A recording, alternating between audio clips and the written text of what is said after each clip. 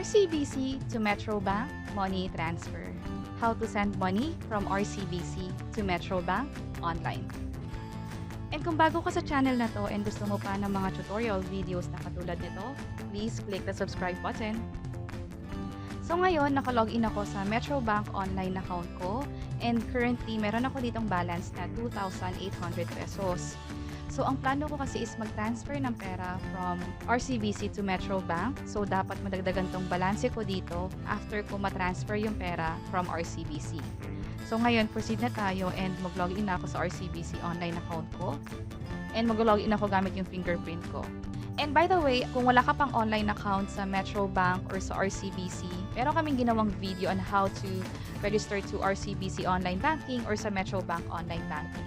You may click this link sa taas to check that video.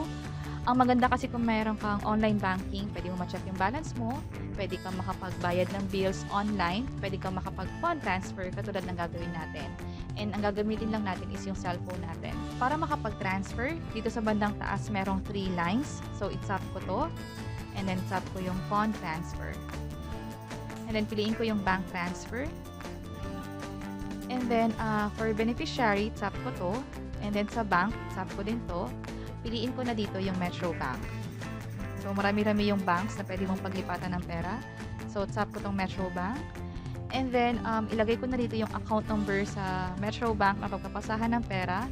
And also, kung sino yung owner ng bank account na yon, ilalagay ko sa beneficiary naman. So, ito na, nakompleto ko na yung information. So, tap na natin yung proceed na button. And then, yung transfer channel, pipiliin ko sa InstaPay. Ang reason kung bakit InstaPay is maliit lang naman yung amount na ita-transfer ko, which is 100 pesos.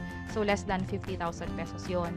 Yung PesoNet kasi is, I think mas design siya kung malaki yung gusto mong i-transfer na pera. Kaya niya mag-transfer ng more than 50,000 pesos per day. Yun yung una nilang kaibahan. Yung pangalawang kaibahan pa nila is si InstaPay, kahit mas maliit yung pwede mong i-transfer kumpara kay PesoNet, real time naman yung pag-transfer. Ibig sabihin, after natin gawin yung pag-transfer ng pera sa RCBC, yung pera dun sa Metrobank mag-reflect agad. So, mabilis mag-reflect yung perang padala natin sa kabilang account. Yung PesoNet naman, pwedeng umabot ng ilang oras hanggang sa next banking day para lang ma-process yung pera or para lang mag-reflect yung pera dun sa pinagpadalhan natin. So, piliin ko na itong InstaPay kasi gusto ko agad ma-check kung mapapasa agad yung pera dun sa Metrobank. So, tap natin yan. And then, enter natin is 100 pesos. And then, yung remarks, leave ko na lang to as blank.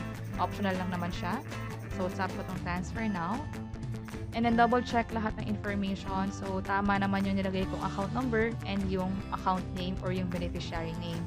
And also, yung transaction fee dito is 0 pesos. Ibig sabihin, libre pa yung pag-transfer ng pera from RCBC to Metrobank or from RCBC to other bank.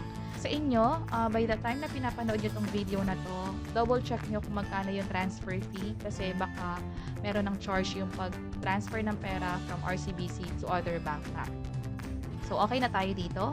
And tap ko na yung proceed. And then, hintayin ko lang yung code na isasend daw sa phone ko. So, ito na yung OTP. It's 908797. So, kung makapansin ninyo, pag may ginagawang transaction dito sa RCBC online banking, like nagbabayad ng bills or nagpapadala ng pera, katulad ng ginagawa natin ngayon, may na-receive akong OTP. Sa inyo, kung tingin nyo, meron na kayo RCBC online account. And then, syempre, may kakayahan na yung mag-fund transfer gamit lang yung cellphone. Pero napansin nyo na naka-receive kayo ng OTP pero hindi nyo naman ginagawa yung transaction na yon. Like, hindi nyo naman ina-access yung account niyo in the first place. Magtaka na kayo kung bakit naka-receive kayo ng OTP. Pag ganon, pwede na kayong tumawag sa RCBC para i-report yung nangyari and to check bakit kayo naka-receive ng OTP despite the reason na hindi nyo naman ina-access or wala naman kayong ginagawang fund transfer or payment ng bills sa RCBC online banking account niyo. So, proceed na tayo. Tap ko na itong submit na button. And mali daw yung OTP na nilagay ko. So, it's 908797. By the way, dito, hindi ka pwede magkamali ng more than 3 times kasi possible ma-lock yung account mo. So, katulad nito. 797. 908797. So, submit na tayo.